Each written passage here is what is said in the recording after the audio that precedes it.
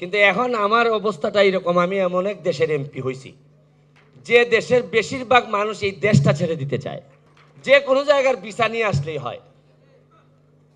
আমার সিলেটে তো বিশেষ করে 4 লাখ টাকা এক জায়গায় হইলেই কেউ কানাডা যাইতে চায়। আমার কাছে যে কত সমস্যা, যে প্লিজ 11 লাখ টাকা দিছিলাম, টাকাটা তো আর ফেরত পাচ্ছি না।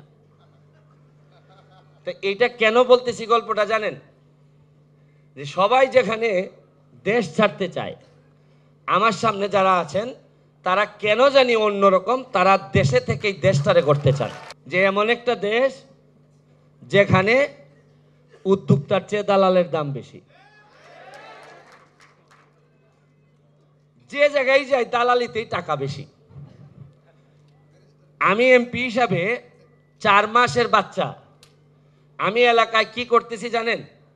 শুধু আর কিচ্ছু না, উন্নয়ন তো পরে, দালালদেরকে একটু টাইট দিয়ে একটু চাপের মধ্যে রাখছি। তাতে হয় কি, সাধারণরা একটু প্রমোট হয়।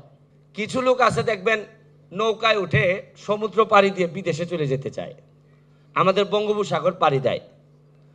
তো ওদের কি হয়, এইরকম ভাসমান জায়গায় এরা হয়তো 1 দিন থাকে, 2 দিন থাকে, তারপর হয় সে মারা যায়, আর নাইলে সে যে দেশে যাইতে চায় ওই দেশে সে মাসখানেকের ভিতর পৌঁছায় যায়।